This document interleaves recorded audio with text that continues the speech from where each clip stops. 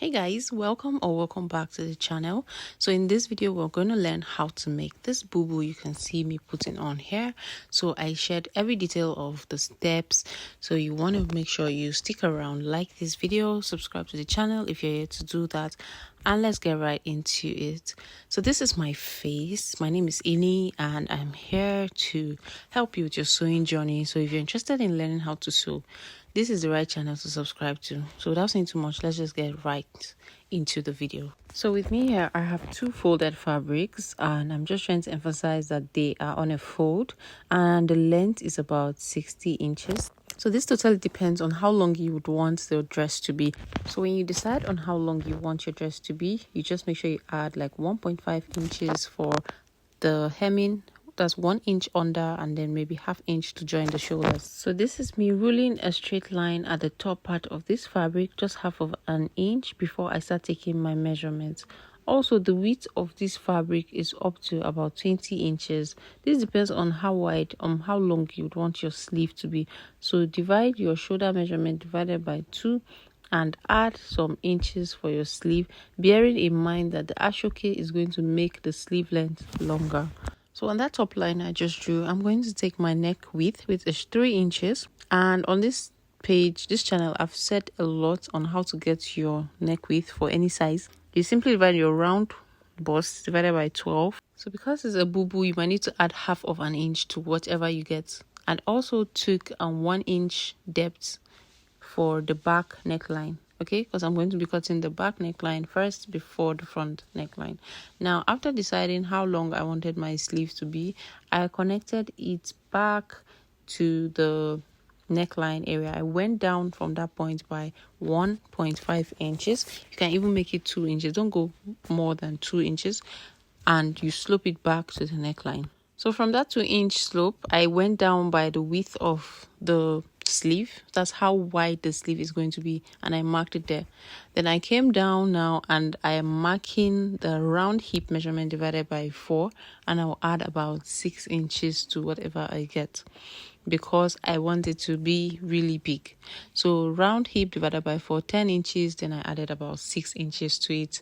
So I'll take this measurement straight down to the bottom of this fabric, and that is going to be the opening of this gown, like how wide it's going to be. So after settling that, I'm going to focus now on the front neckline.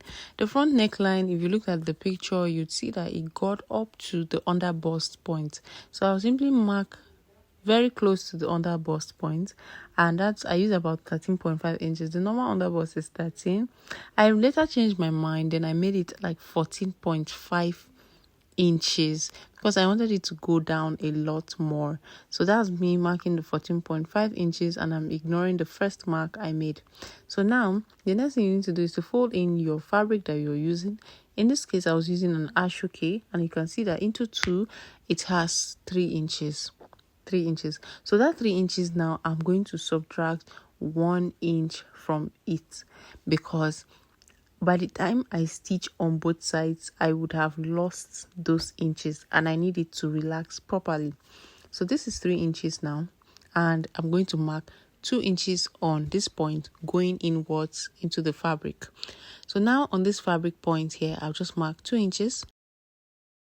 I'll keep on marking that 2 inches till I get close to the neck width. So after marking these 2 inches like this, I'll simply mark where I want the neckline, the actual neckline, to start from. So if you looked at that picture properly, you see that there's an opening. That's the actual neck opening. And I wanted mine to be around 8 inches. So I marked 8 inches, and then I'm going to connect it. From that point now, I'll create a slant from the actual neck width to this point. So now it's not exactly going to be 2 inches from this point. So I'll simply create a curve like this. That's a slant to meet that point. So once that was done, I just went ahead to cut out the neck width, the back neckline, before I now come and cut the front neckline. Before I cut the front, I have to separate these fabrics together. But before then, I'll just cut out the front and the back together. That's on the width area. That's from the bottom of this fabric straight to the top.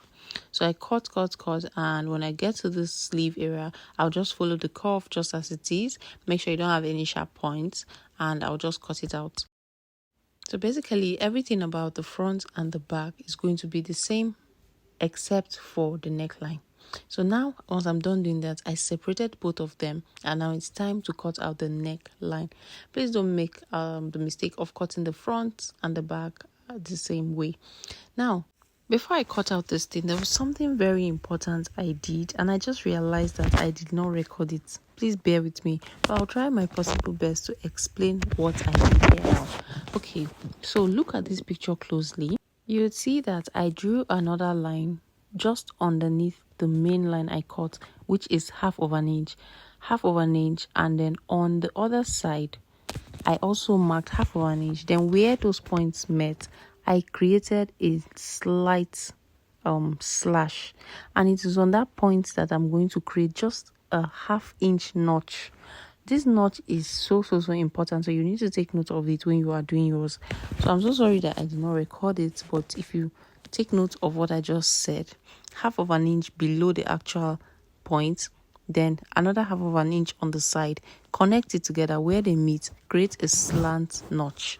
So once I created the notch and I opened up the fabric, this is what I had as the front part of this dress, and these are the notches I made. They are very small, just half of an inch. Please don't make it more than half of an inch. So this is what it looks like. The next thing I need to do is to actually take note of the length of what I'm working with. So place your tape on the length like this, from the shoulder point straight down till that point like this. Make sure you add like 4 inches to 5 inches extra. When I'm sewing, I just like to have more than to have less. It's always more frustrating when you have less. So make sure you have more than what you have.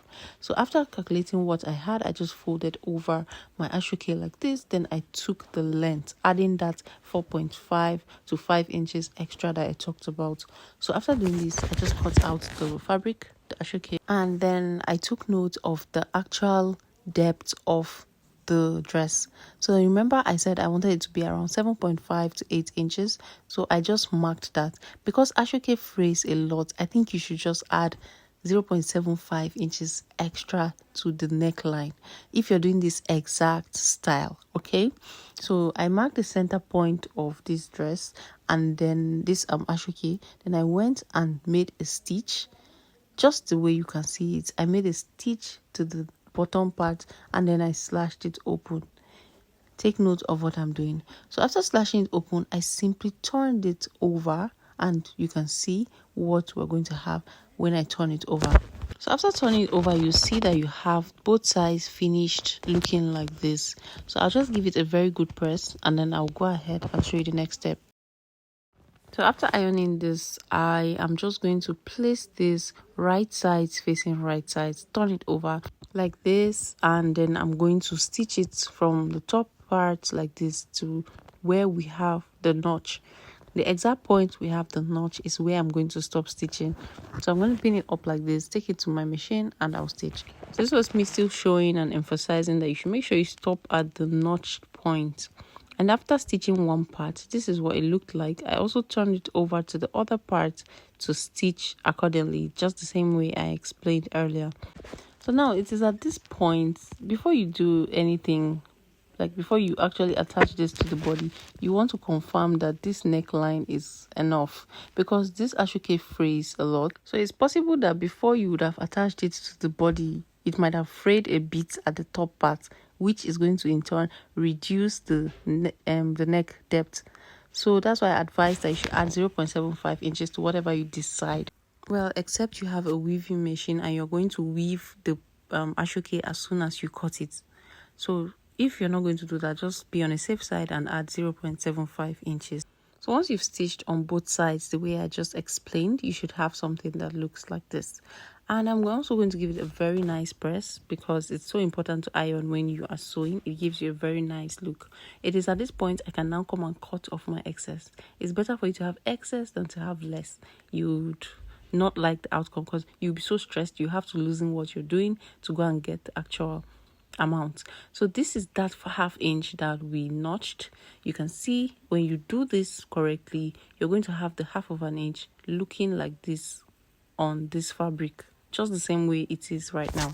So I'll simply pin this up and I'll take it to my sewing machine and stitch on that exact half of an inch line. So this is what it looks like. I went ahead to stitch on that line, and I can now remove my pins from that point. When I turn it over, this is what I have. This is really so easy, and if you follow the steps, you're not going to miss it. This is why I took my time to explain all the steps to you. So at this point, I'm still going to iron again, steam press everything so that everything looks neat and well put together. So after this is done, I'm just going to go ahead now to actually join the right side facing the right side. Then I'm going to join at the shoulder area. Then I'm going to turn over the neckline. I use this bias tape that matches this fabric just to turn the back neckline. You can use whatever color matches your fabric, and after doing that, I just gave it a very good press.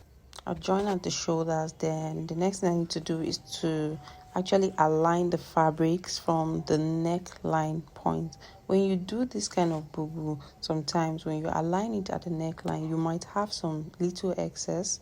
So it's actually normal when it is this kind of neckline, except you are doing the one that has the round built up collar, which I'll be showing you in a different video. But when you do it this way, you might have some excess, and it doesn't mean you've done it wrongly. Just align it and cut off the excess, then cut out your ashoke that will match that dimension that you have after joining the shoulder. So cut out your ashoke, then stitch it together, then close up this bubu just as you normally do when you're creating a bubu dress. And that is basically all about creating this. If you learned something new from this video, please make sure you give it a very nice thumbs up. Subscribe to this channel because I have so much tutorial, so many good stuff coming up on this channel. And yeah, when you're done, you just take it to the weavers and you weave it. Oh, one last thing I forgot is that you need to put your belt to get that snatched waist effect. So cut out your belt and iron it. Then from the midpoint of the dress, simply mark your round waist divided by 4 and on both sides, and then stitch on that point, and you're going to have your snatched waist effect. Thank you so much for watching, guys. See you in my next one. Make sure you follow me on Instagram, like this video, subscribe, turn on your notification bell if you're here to do that. Bye.